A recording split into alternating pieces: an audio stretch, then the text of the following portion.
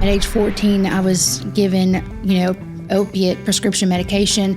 I mean, all I had to do was ask. At some point, I didn't even have to ask. They would just give me prescription after prescription after prescription. I have had 23 knee surgeries, and I have all the records to prove it. Yeah. So I can walk into any doctor and say, here's my right here, and I get it every time. Right. And I hate that I know that. Let's be honest about recovery. The rewards, the challenges. Let's talk about our failures. We are flawed people, after all. Let's challenge the stigmas that weigh us down. Because while most of us are looked at, few of us are seen. Let's talk about addiction. And how Christ overcomes our weaknesses. Because we are loved. Because we are loved. Because we are loved. We are loved. We are because loved. We are loved.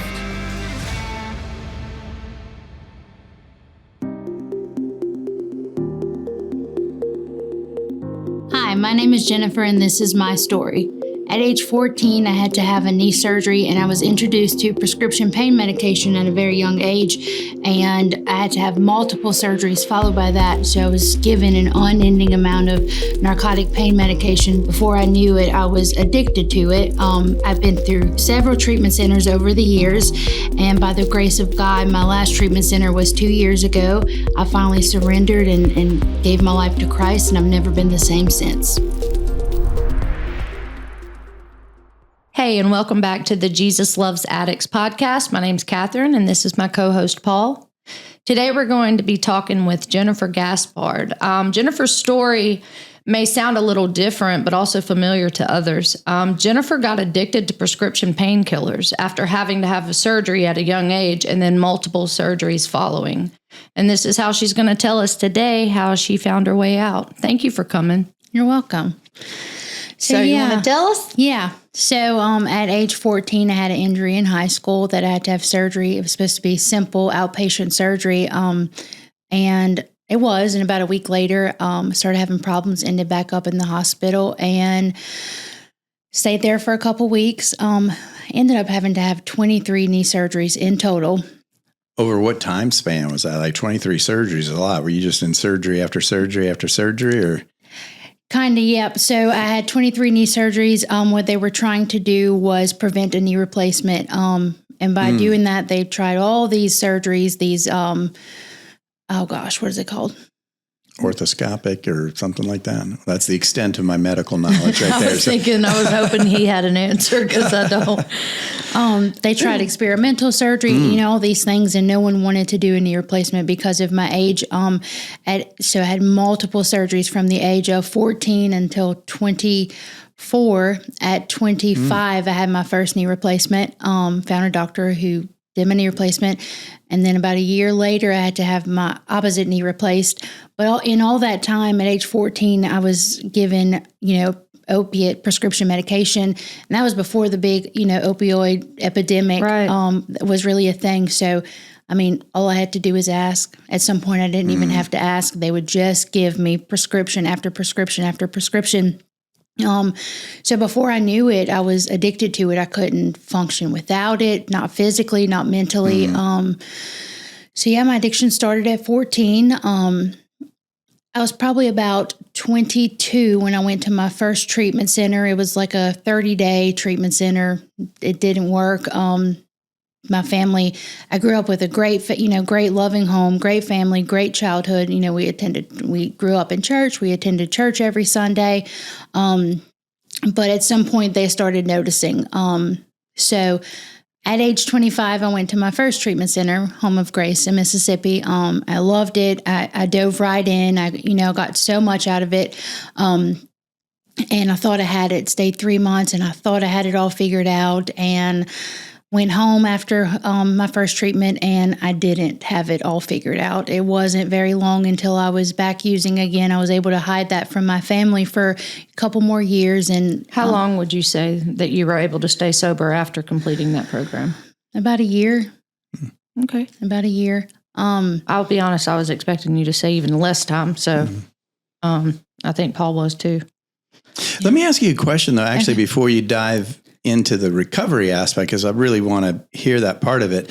But I'm curious because your story is, I think, unique to this show so far, right? Most people have talked about getting introduced to it through social means and this. And so here you're getting introduced to it through the medical field, which, by the way, is hugely common, right? And so I think it's such a necessary topic. So, but at that young age of 14, you're given these painkillers. For you, was there kind of an instant liking to that, or did you not like it? What was, or did you like, oh, this is not bad? Like, what was your reaction to getting this medicine? So I didn't even know what a pain pill was. Like I didn't know what a Percocet. I didn't know what any of it was, but it was almost an instant like, oh, where has this feeling been? So yeah, I would say it was almost instantly. Yeah. So. Sorry, that's another. So you had this great childhood. So part of it can just be the fact that it's a high, right? That's a good feeling. But when you say it the way you said it, my question is, did it offer you any kind of peripheral relief? So what I mean by that is, here I'm taking this for my knee, but lo and behold, at 14, young girl, you might be going through some social. Was there anything else that all of a sudden this felt like an escape from, or just strictly, hey, this is a good feeling? Yeah, that was it. It was, just hey, this is a good feeling. And like I said, I didn't even have to ask. Like, it was just there. The next prescription was just waiting, because who wouldn't give someone who was having, 18, 19, 23 knee surgeries, who wouldn't give them prescriptions, Right. So were you on those then throughout the entirety then of your high school career from that point on? You were just, you stayed. Did it worsen? Did you, by the time you graduated high school, were you already at higher doses? I mean, it's. Absolutely. Yeah. Yeah. I went up, higher and higher. Then I eventually started adding other things in there. I started saying I had anxiety and that, and got really anything I wanted at that point. So were yours, so that's another thing. So it sounds to me like, and correct me if I'm wrong, were you were playing doctors, right? Because you were saying, hey, I've got anxiety, because you knew that would get you something. Was that intentional at that point? Did you learn how to get what you wanted through them? Eventually. You did? Over time, for sure I did. So I've always worked in the medical field. So, after I graduated high school, I started working, in hospital, and I was working with my doctor. So it was just like I asked and I received kind of thing, which, you were working with the doctor that was prescribing these medications to you. Yeah. Oh, wow. So I look back now and I'm like, man, that was crazy. But that was my life. That was my reality, that I could tell her anything in this world, and, I knew I'd get it. Yeah. Did anyone ever challenge it at all? My mother.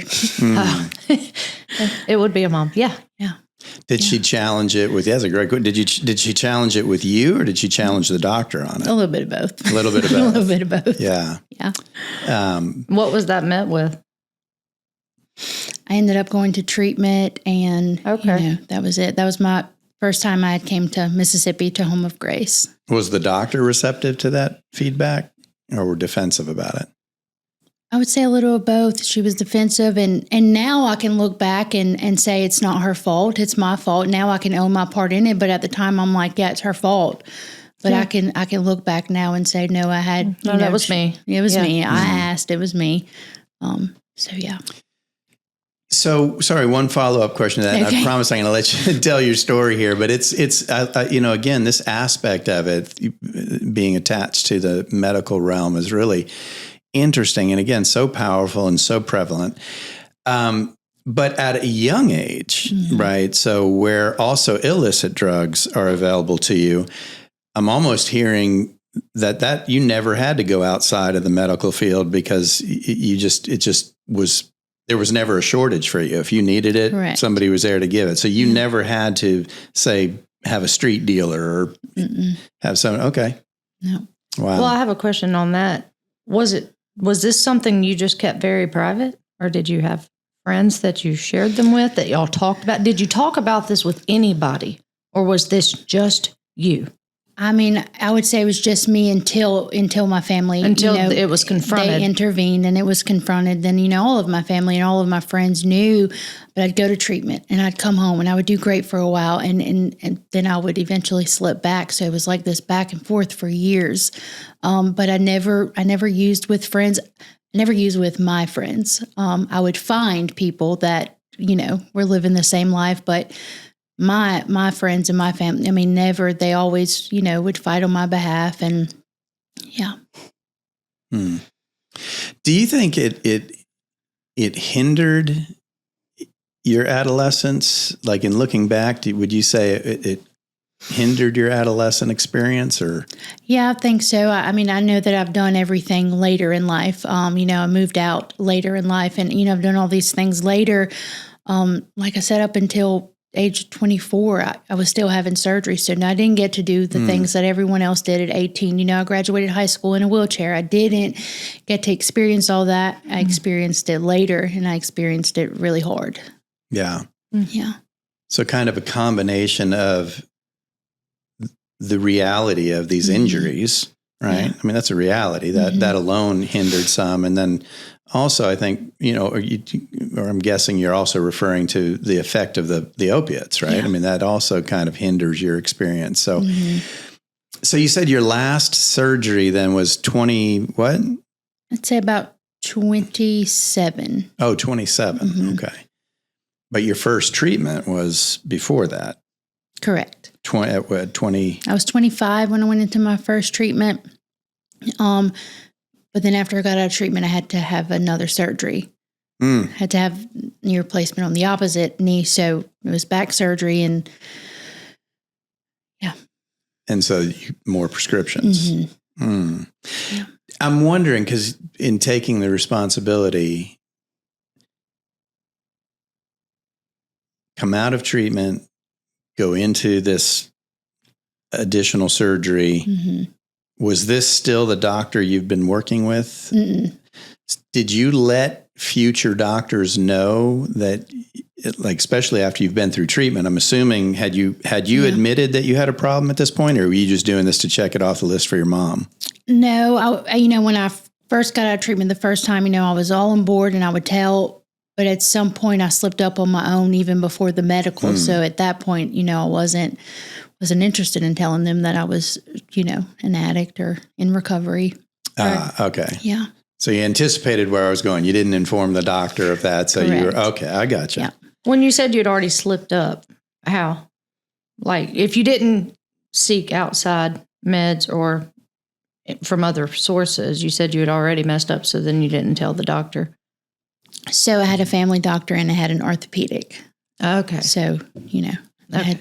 You'd already gone to see another doctor. Yeah. Got it. Okay. Yeah. Yeah. Prior to the surgery. Correct.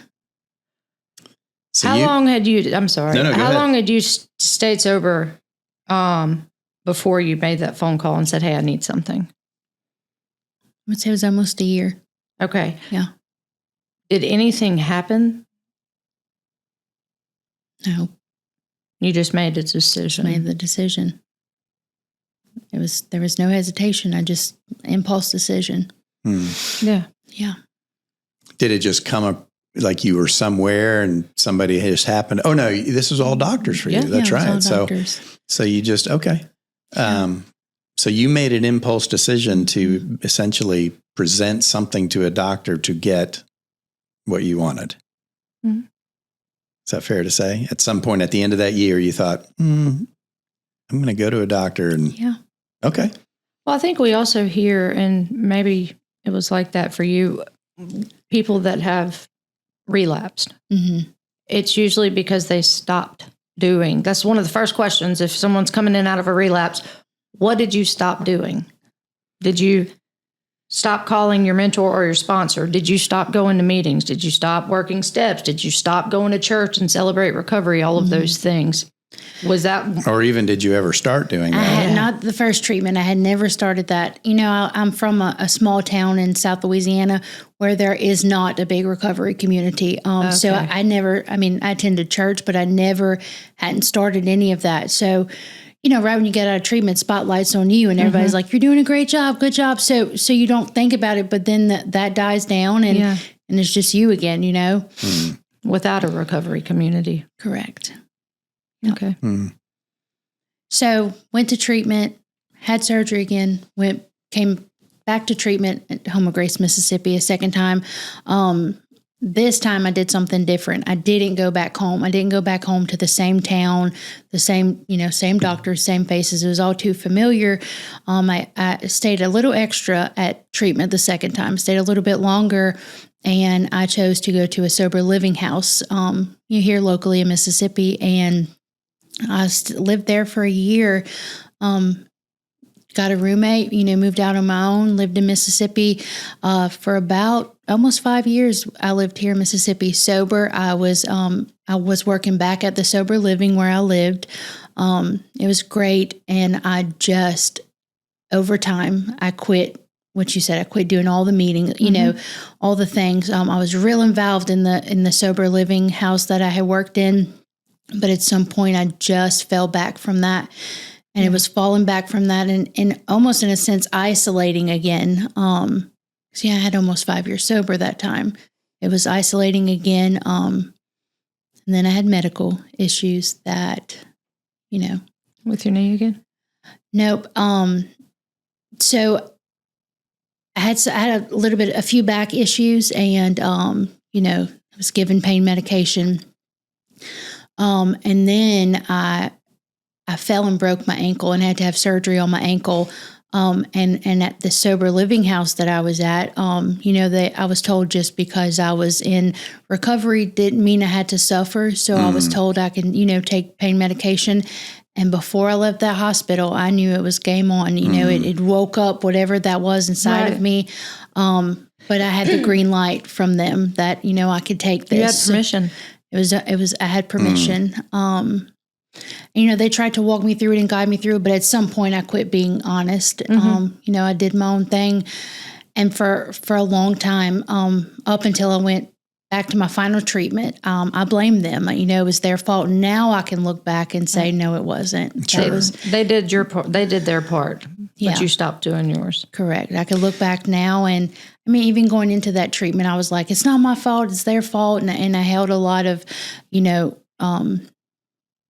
I just kept them at a distance, and over time I realized that it wasn't their fault. I'm a grown woman. I made that decision on my own. That is and I'm not going to. It's a troubling piece of advice, though, right? Because we never. So let me ask you a question about that, because you're bringing up so many interesting avenues that we have not gone down before. In retrospect, and you may not be able to answer this other than speculation, right? But looking back, there was an injury, something happened with your back. Do you think you could have, had they not said that, do you think that you could have done some lesser alternative and gotten through that time just doing physical therapy, ibuprofen, something, lesser than Opiates. Yeah. You do? I think so. Yeah. Thank you for saying that, because I do think that oftentimes, even in the recovery community, that advice is given far too soon, and we forget. Right. I like the way that you put it, that when you were in the hospital, something was awakened. And, one mistake a lot of addicts make of all walks is they'll get a lot of time behind them and then begin to think, I can do this socially now. I've got it mastered. But the reality is that pathway in the brain is, That was it. I was playing the part. I was in recovery. I had almost 5 years. I was working at a sober living house. I was attending church. I've done all the things. I've done all the things. I don't need meetings anymore. I don't, I didn't need it, is what I thought. So like I said, I started to isolate, and I did still need all the things. Even almost 5 years out, I needed all the things. I wanted to tag on to what Paula just said about, could you have used something less? And I've noticed in talking with other people, opiate addicts in recovery, that when they have gone back and taken an honest look at it and done what you've clearly done and taken ownership, they have said that they honestly never had relief, even with significant medical issues, from the opiates themselves. Yeah. And when they got brutally honest, they realized a lot of the times they would hold on to their opiates, deal with the pain so that they could have a chemical experience. Did you ever do that? Yeah. Okay. Absolutely. Yeah. Yeah. It's just this cycle that you get stuck in. And here's the thing. This thought was always in the back of my mind. I have had 23 knee surgeries and I have all the records to prove it. Yeah. So I can walk into any doctor and say, here's my right here. And I get it every time. Right. And I hate that I know that. I mean, today I'm grounded. Today, I work in recovery. I'm very much involved and I'm not going to let myself get separated from that. Yeah. But that's always been a struggle for me that I know that knowledge. That's reality. Yeah. That can happen. I'd like to take a moment to recognize a major podcast sponsor. Today's episode is brought to you by America's Thrift Stores, your go-to option for decluttering and giving back. You have a closet bursting at the seams or a garage that's seen better days? We've got the perfect solution for you. That's right. America's Thrift Stores makes it easy to clear out the clutter and make a positive impact in your community. Whether you are cleaning out your wardrobe, downsizing your living space, or just looking to give back, America's Thrift Stores has you covered. And here's the best part. You've got options. Schedule a hassle-free home pickup, drop off your items at one of their convenient donation sites, or swing by an America's Thrift Store to donate in person. No matter which way you choose, you're making a difference. Every donation you make to America's Thrift Stores directly benefits charities in your area, such as the Home of Grace and other fantastic organizations dedicated to helping those in need. For example, donations made to America's Thrift Stores in southern Mississippi help the Home of Grace provide support and assistance to individuals facing drug and alcohol addiction. Your contributions make a real impact on their mission to provide freedom from addiction through Christ-centered recovery. So, not only are you decluttering your life, but you're also helping build a stronger and more supportive community. It's truly a double blessing, so what are you waiting for? Clean out that closet, clear out that garage, and make a positive difference in your community by donating to America's Thrift Stores. Visit America's Thrift Stores online to schedule a home pickup, locate a donation site near you, or get directions to one of their store locations. America's Thrift Stores, where giving back never goes out of style.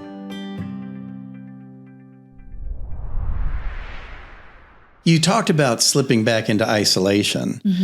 Can you talk about a little bit about what did your social life look? I'm not talking about dating or anything personal, but whatever. But what did your social life look like in the midst of that 5 years when things were going well? Were you connecting to people? Did it look vastly different than when you isolated, or was it similar? I was, I always stayed connected to people. I'm a people person, so around people all the time. I told you I was real involved in the sober living house I worked at. Those were my people. That was my, family away from home. But COVID hit and I started working from home, and that's the worst decision I could ever made, because then I didn't want to leave home, and that was my safe place. And that's where the isolation, started. It didn't take long to realize that was a mistake, that I should have not ever worked from home. Yeah. Yeah. So I want to say one thing. I'm going to go back before that, but thank you for saying, COVID, I think, was probably a hiccup for a lot of people. But it caused a lot of relapses, or led to them. Yeah. But not that, and what I love about what you said is not that we can use any of those things as an excuse, right? I mean, even bad advice, right? I talked about, that's to me is troubling advice that you got. But what I love that you said was that, yes, in your active addiction, you used that. Hey, it's their fault. They told me, right? Yeah. But in your clarity, in your recovery and looking back, you're taking ownership. Even bad advice is not an excuse, right? Our recovery is ours. We have to be responsible for it. But it still is troublesome, right? So I love that you were able to get back to that point and take responsibility for that, because that's the only place your recovery is safe, right? It's not safe if we put it in the hands of others. It's only safe. Look, and I can look back now and think, well, what would I have done if I had an employee who, is in recovery but has a long time under their belt and has fallen and, broke a bone, has to have surgery? Like, what would I have done? Would I have said, no, you absolutely can't? I just feel like it was a gamble and they didn't know. And I think everyone learned something from that. Both sides, I think everyone learned. Well, so let me ask you. if you had an employee now, knowing what you know, I'm just curious, right? What do you think your response to them would be if they said that you knew they were in recovery, they're in a similar situation? How do you think you would handle that? So I can't answer that for anyone else, but I can answer for myself that I know without a shadow of a doubt, if I ever needed to have any type of medical, I can never have opiates ever again. Yeah. I think it is different for everyone. I would be more weary to say someone struggling with an opiate addiction, yeah, go ahead, you're in recovery, but you're having surgery. But not everyone struggles with that. Yeah. People have all different addictions. So I think that'd be case by case. And yeah.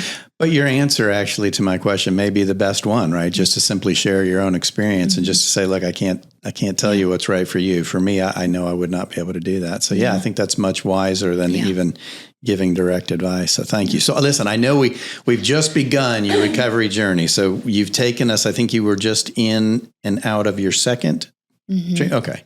Yeah. So in those almost 5 years, I stayed sober, relapsed, and had a very hard push from, family, from my friends, sober living house I was working at, to go back somewhere. And I wanted to go back to the same treatment center a third time. It was familiar. It was comfortable. I knew all the people. I loved all, that was my place. But I was pushed to go somewhere different. And I'm so glad I was. I ended up going to, I wish that I could say that my two, that was my last rounds with treatment. And I think that there was those seasons that I was, at Home of Grace, Mississippi, at the sober living, those were all vital seasons in my life. And I wouldn't be who I am today, even without those. I know that wasn't the final destination for me, but it all still made me who I am today. And I learned so much in each season of that. So in 2022, I made it to Home of Grace in 8 Mile, Alabama, and I went kicking and screaming. I didn't want nothing to do with them. I wanted to go back to Mississippi because those were my people. And I'm pretty sure when I got there, familiar. Yeah, I wanted to go back what was familiar. I'm pretty sure when I got to Alabama, I told them that they were not my people and were never going to be my people. And the intake counselor looked at me and said, "No, we're going to be your people. You're going to work here one day." And I looked at her like she was crazy. It's another 90-day program, did my 3 months there. I probably fought it the first 6 weeks. And what I was doing in my head was just going through the motions. I thought, I'm never going to get out of this cycle. I thought that I was just going to be stuck in it forever. So I was doing what my family wanted to do. I was doing what, my community wanted me to do. And, halfway through my program, I thought something just clicked, and I thought, just sit down and surrender. You don't want to keep doing this. At this point, I was 33 years old, and at some point you get tired of going to treatment. And I almost felt like some of my family had lost hope that I was ever going to get it right. But that's not on them. That's on me. I messed up time after time after time. But, well, and you'd been doing treatments now for about a decade. If you said you're 33, we're about roughly around. Yep. Yep. How many total? I didn't know. 4. Okay. 4 treatments. So my last treatment center made my 4th treatment. And that's where we're now? That's where we are now. And so I got it together and I surrendered, and I started to look at the people before, that had gone before me there. And I'm like, look what they have. I want to have that. I want that. And, so once I graduated, I didn't go back home again. I went so they have a graduate program, and it's grad dorms on property. It's like a sober living house. While you live there, you work, you pay rent, all of the things. They try to reintroduce you back to society in a healthy way. But I do want to say, without what I had gone through in the past with the sober living where I lived the first time, I wouldn't have made it this time. So that's what I mean by every season is vital.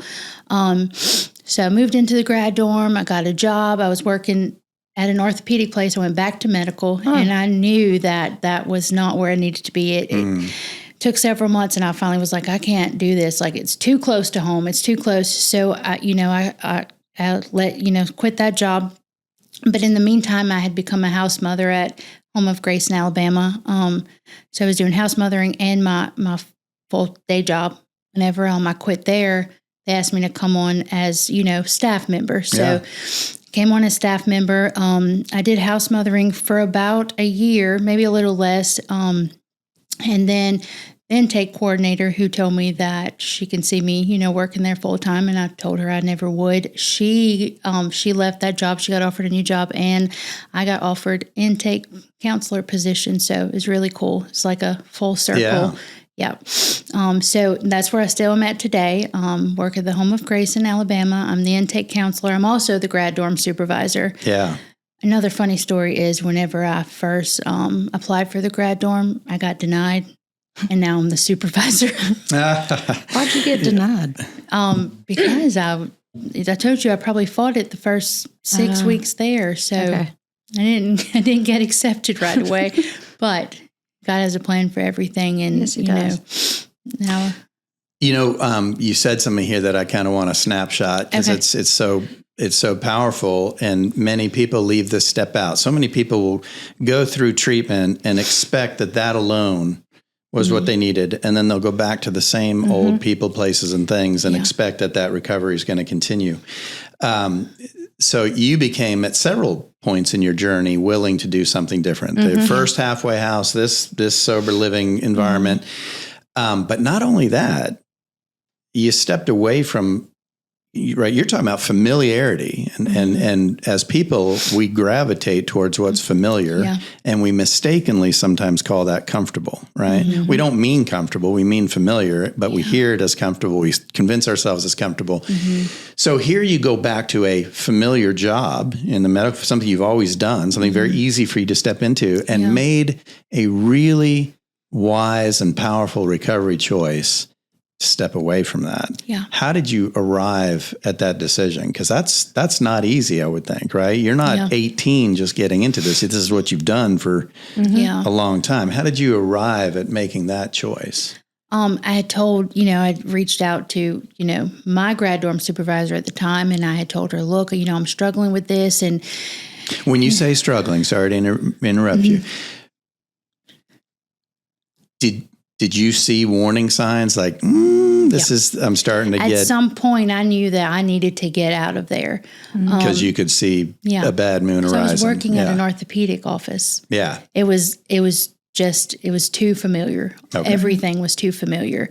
And I had once before became friends with doctors. And I thought, you can't do that again. Can't do it, So I quit not knowing what my future would look like, not knowing, but God already had a plan, and He, I came on full time as a staff member there, and it's been amazing ever since. So I went from house mother to grad dorm supervisor to intake counselor, and now I'm in school at the University of Alabama for social work. Hey. So I'm not going to say Roll Tide. I'm still a heart divided too, though. I'm from Louisiana, so there's LSU, and then there's okay. Ooh, you're in a tough mix. Get one of those wreaths that have it one on a each. house divided. Yeah. But that's been my journey, and I wouldn't change anything in that journey because it made me who I am today.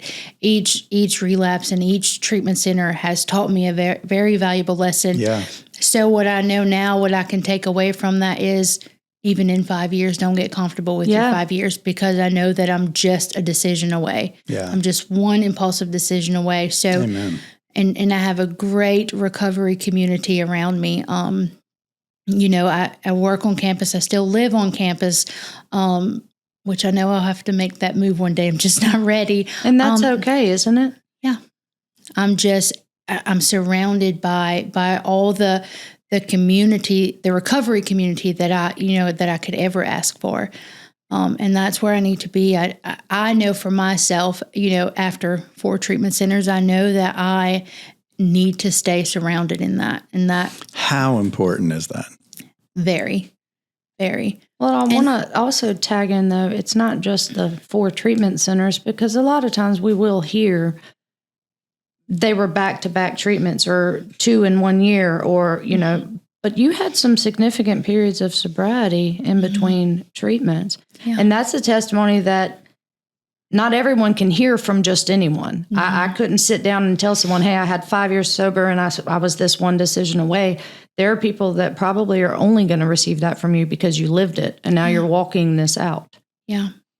I mean, I know now it's really cool for me because I get to sit on the other side of it and see other people walk it out. And sometimes you just want to shake them and be like, you just stay. Yeah. Just because I want them to get it like I got it. Don't leave. Don't, if you're in a sober living, don't leave too soon. The world is out there and it's always going to be out there. But get it right, get it right. Stay involved, surround yourself, with that recovery community. That is probably the most vital thing that I can say. Thank you for highlighting that because it is, I think people miss that, right? I always say recovery truly is a team sport. Mm-hmm. And if you try and go it alone, one, even if you're able to make it, now again, I know this is just my opinion, but even if you're able to string together lengthy sobriety, but you're lone wolfing it, to me, that's still not a vibrant life, right? Yeah. I mean, the only thing you can kind of say with a sense of, it's better to be sober than not, but in life is just, we're not getting, I don't think that's the life God called us to, right? Mm-hmm. There's still loneliness, there's still depression. So, but just how vital it is to recovery. And so Absolutely. I'm really glad you, highlight that. Yeah. So, treatment is great, but from my viewpoint, when you're in treatment, especially like a 90-day treatment, you're getting sober. You're just getting sober. And that's, you need that. That's right. The first step. But I feel like taking that step to secondary recovery is what's vital because, okay, you've gotten sober and you've stayed sober for 90 days, but you haven't attempted to live life in the outside world, in the world. So you go from 9 days of treatment and just back out there. Your chances are not as great as if you then went on to secondary treatment like sober living, where you can walk it out and you have people around you that are going to help you walk it out and with walk accountability. With accountability and walk it out with you. Yeah. Yeah. Let me ask you a question. It's no secret that, right, the name of the podcast is Jesus Loves Addicts. We are clearly in a firm belief that at the core of healthy living is a healthy relationship with Christ. Yeah. How does your recovery journey parallel your spiritual walk? Do you see some parallels to it? Absolutely. I think you got to stay, right on it with each other. Without the spiritual aspect of it, I wouldn't walk out daily, the physical, in recovery. I think you very much need to have both. Absolutely. When in those moments where, before you arrived at where you're at, those moments of relapse, those back and forth, when you look back now in hindsight, what did your walk with Christ look like in those moments? Could you sense a distancing? You were distancing yourself from him, or were you, what did that look like? Don't let me. Yeah. So I've grown up in church my whole life. I grew up in a Catholic church. I always knew who God was, but I never had a relationship with him. I started going to other churches when I got to these, faith-based recovery treatment centers, and I was like, well, what is this? It was just something so different for me. Yeah. It's almost like I seen it come alive. And that was a vital part for me. A turning point, is that it's the relationship, not just knowing God or know who he is. And, it's actually having a relationship with God. And, I was able to find that along the way, and I never knew it, I didn't know anything other than growing up, Catholic.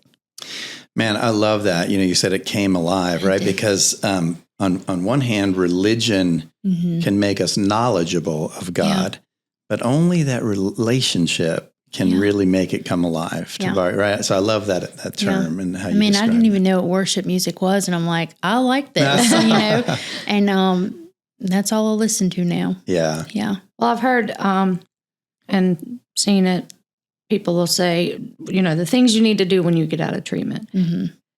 Get plugged in. Well, for some people, they don't know what that means. Did you get plugged into a church? Did you find a church? I did. I got plugged in to a church, and this is what I love about the community I have where I'm at today in life is that we all kind of get to do it together. Yeah.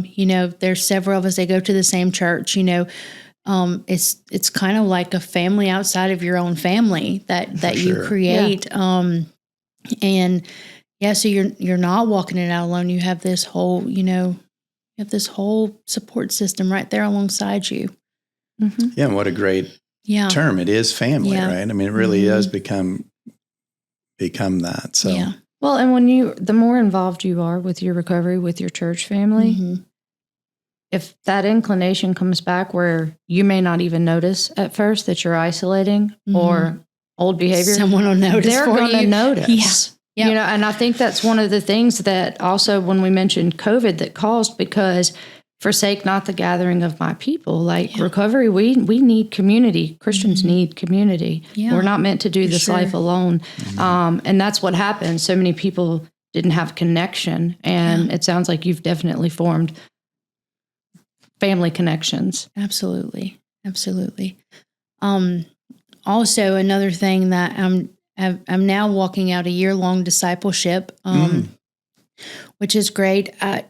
Sometimes I battle that in my head. I'm like, I should have done that already. I should be further along than what I am. But then I remind myself that even at 5 years last time, I didn't have it. So it's never too late to take that next step of furthering your walk, even if you are doing it later and not, And even if you're at the point where you're discipling others, there's still discipling to be done in us, right? We never, this side of heaven, we're not crossing that finish line until we're there. And I like that you said that because I think that's what happens. You just said it, Paul, and it kind of went with what you said. You didn't want to do it because the world's telling you should have already done this. Yeah. So now I can't speak up and say, hey, I want to do this too. And why? Because we think we have arrived, or others think we should be further than we are. Yeah. And my walk, your walk, Paul's walk, it's not going to look just alike. And that's okay because it's not supposed to. Yeah. It may take you longer to do something than it takes him. It may take me longer. Yeah. So one thing that I've realized, and I brought to my own attention, here lately, is that, as a grad dorm supervisor, so I have all these grads that I love so dearly, but I lead them, in the way they should go, all the things. You're discipling them. Yeah. Kind of in a sense. Mentoring. But, like sometimes at church when they would call altar call, I'd feel it to go up and I don't, because in my mind I would be like, no, but you're over them. You should, they're going up there. You should. And I stopped myself, and I had to tell myself recently, don't ever stop yourself. They're going to look up to you and see you still doing that at the stage you're in. Don't ever stop. So that I've been, working on that lately, and it's been eye-opening. Before we go any further, let's take a minute to address the man or the woman listening to today's episode and wishing for a better life. Or maybe addiction has completely overtaken a family member or a friend. You are not alone. As you may know, the Jesus Loves Addicts podcast is produced by the Home of Grace, a Christ-centered addiction recovery program in South Mississippi with over 60 years of experience. The Home of Grace has residential programs ranging from 30 days to 12 months. With 2 separate campuses for men and women, they are fully staffed with caring individuals who want nothing more than to guide you to a life of recovery. Services include individual and group counseling, marriage and family counseling, classes, workshops, GED, and workforce training, all grounded in biblical principles. And because of donations from the community, the cost of the program is incredibly affordable. Thousands of alumni from all across the country can tell you there is no other program in the world quite like the Home of Grace. If you want to start a new path to recovery, don't wait. Speak with their admissions specialist today. Visit homeofgrace.org or call 833-55-GRACE to talk with someone. That's 833-55-GRACE. Call the Home of Grace today.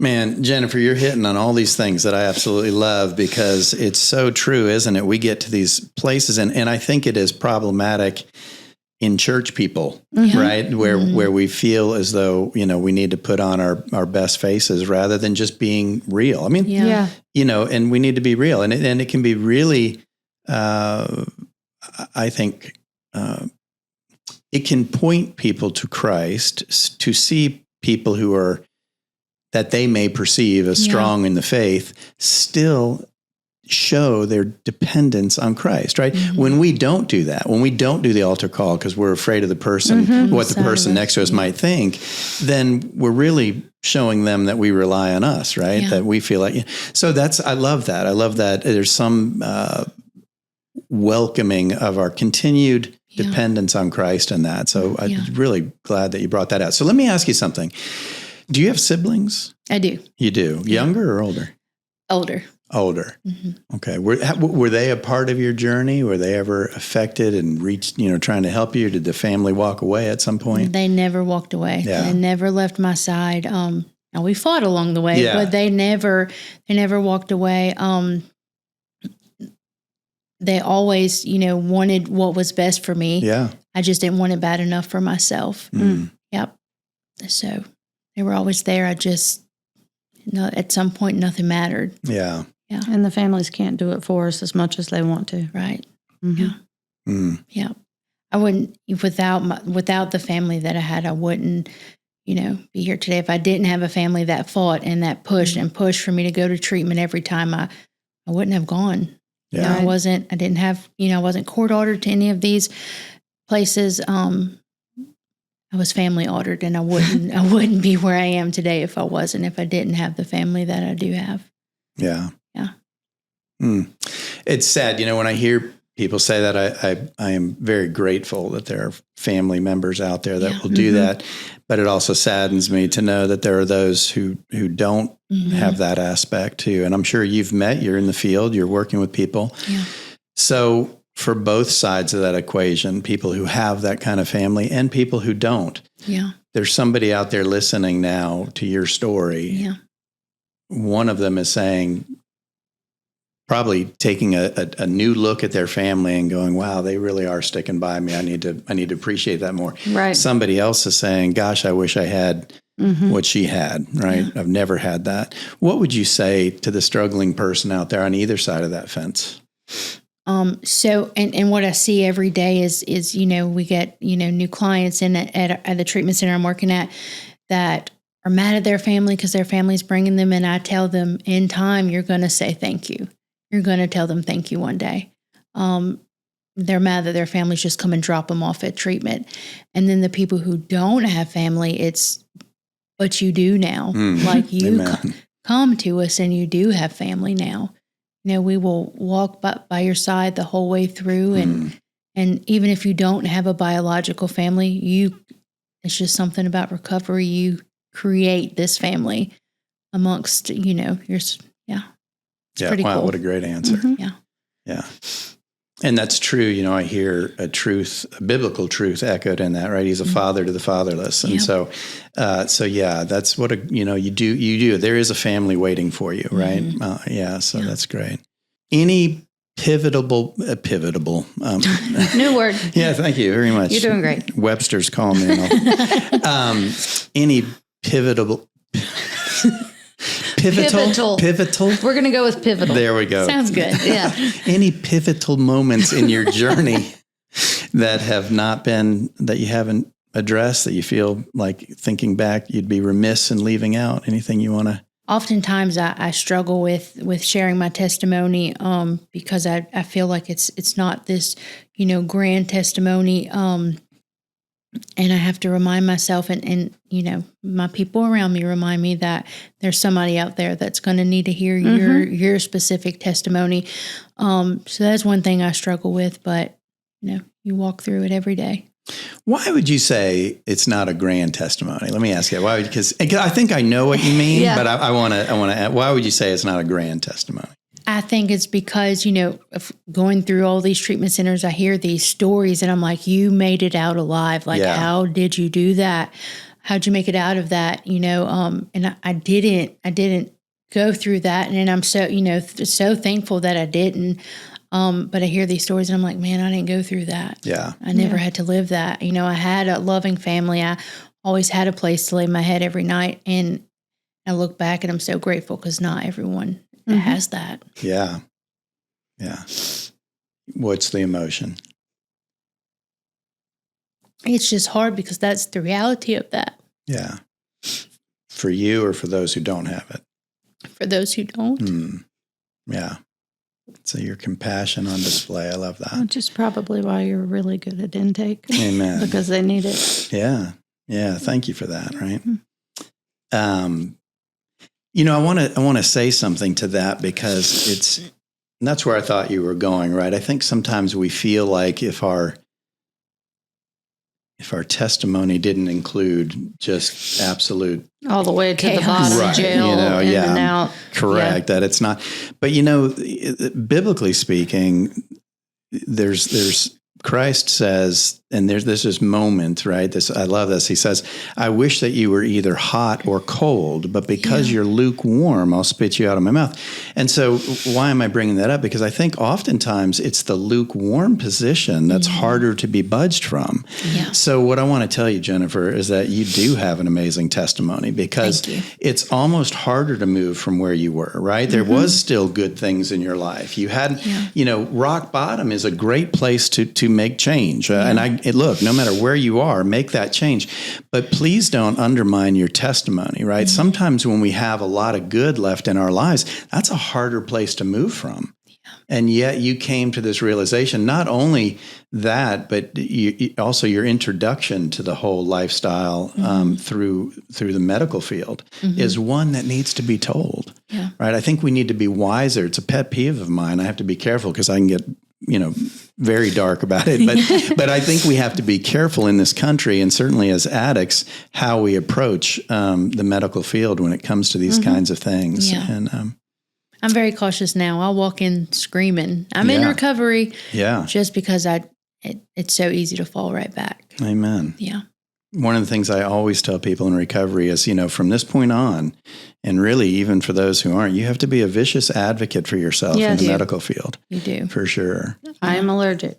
Tell them you're allergic to any and all narcotics. What did I have somebody tell me? It left me that quick.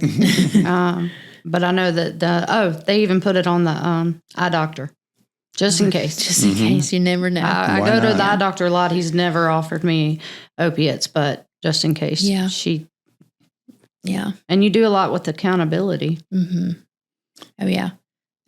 Accountability is 1,000% a must.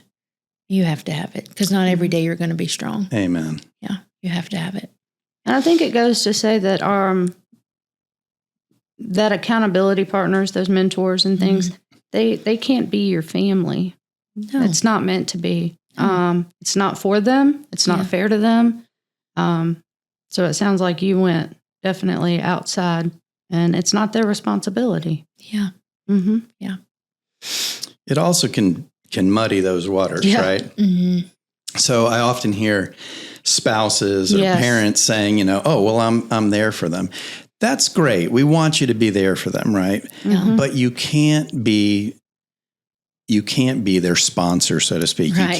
You can't be that person that they turn to in every moment, because you still need to have the daughter, son, father, mom relationship. You still need to have the husband-wife relationship. Yeah. And if you inject to that some sort of counseling, official or unofficial counseling relationship, it's going to go awry. Yeah. Somebody is going to get tired of that relationship. Real quick. Either the person in need will resent them, or the person giving the help will resent the other person, right? They're just not getting it. And it's going to cost both ends. So I'm glad that you mentioned that without mentioning it. I mean, I understood your family's in Louisiana, you're in Alabama, so. Yeah. And that's hard. It's hard I bet. Being far away, but I know that at this season of my life that this is absolutely where I have to be for right now. Amen. Yeah. Amen. I mean, I know that I have literally passed my family through hell on earth. Like, I know that without a shadow of a doubt. And I never want to do that to them again. What do you think was the hardest thing for them? From your perspective, what would you perceive this? My immediate family, no one dealt with addiction. No one's in addiction. They just didn't struggle with that. So I feel like it was new for everyone, for all of us. I don't think anyone knew how to navigate through that. I think my parents, would go to treatment and, okay, you have it. Yeah, you're fixed. You're fixed. And yeah, that would be great and that would be beautiful, but it's not like that. It's not always like that. So yeah, just that was the hard part for us is that, and I'd mess up and I felt like I failed again and I failed them again. And it's hard. Yeah. Yeah. What a great point about, families perceiving that there is this kind of finish line. I wish there was. Yeah. But it is more like, and this is an old comparison you hear in every treatment center you ever go to, but that comparison to diabetes. Yeah. Addiction really is one of those things that can be managed and you can live a vibrant, wonderful life in recovery, but you always have to be aware to borrow what you said earlier, that you're just one bad decision away from losing that all again. And I can't tell you how many stories I've seen like that. Yeah. I'm going to challenge one thing because I know that you usually bring us down. So you said you wish there was a finish line, but do you really? No. Okay. I wish I could go to treatment. Someone could go for 90 days and they be fixed. I wish that would. It's not. Yeah. Okay. Yeah. There was a finish line. We would not keep striving. Yeah. I mean, it would be great if it was done and you don't ever have to worry about it again. That would be great. But I know that that's not realistic. I know that. So no, I wouldn't want there to be a finish line. Just making sure. Yeah. And again, and probably a topic for an entire podcast episode. But again, what a wonderful parallel to the spiritual walk, right? It's a never ends. Right. Yeah. And I'm still learning. I'm still learning every day spiritually. Well, I'm glad I'm not the only one. I feel silly because I ask a ton of questions and ask away. But I've learned that to just ask. Yeah. Yeah. Yeah. Well, thank God you do. Right. I'm glad I'm not the only one that has to do that. So, Jennifer, thank you really so much. And you do have a rock star testimony. So, and by the way, anybody who's overcome addiction has a rock star testimony. Absolutely. And so important to be told. That's why we do this podcast, because I guarantee you there are people out there that have just gotten a nugget of hope from hearing your story. And so thank you so much. And, guys, just, again, I know we say it's like a broken record, but please don't give up, right? Don't give up. Have you hurt people? Without a doubt, you've hurt people. Have you been hurt by people? Without a doubt, you've been hurt by people. We live in a broken world. It's what we do for each other, right? Sadly, right? I say for each other. Maybe I should say it's what we do to each other. But the reality is that there is a better life to be had. It will never be perfect this side of heaven, but it will be infinitely, infinitely better than the trap of addiction. So, guys, please, taste and see that the Lord is good. Try it out, right? There's your misery, wonderful slogan in the recovery program that says your misery will be waiting for you at the door, right? You can always have your misery back. Yeah. If you choose to go back, that lifestyle, I promise you, is not going away. And if you choose to have it back, great. Give yourself the opportunity to experience a different life in recovery. Give yourself that possibility. Everyone can do it. Not everybody will, but I promise you, if you're hearing this, you can. And if you're struggling, step into that possibility. And for those of you who have, guys, JesusLovesAddicts.com. We'd love to hear your story. Maybe have you on, but certainly just to hear from you would be wonderful. Leave your comments. If you have questions, leave your questions. And guys, till next time, hang in there, and one day at a time. We love you.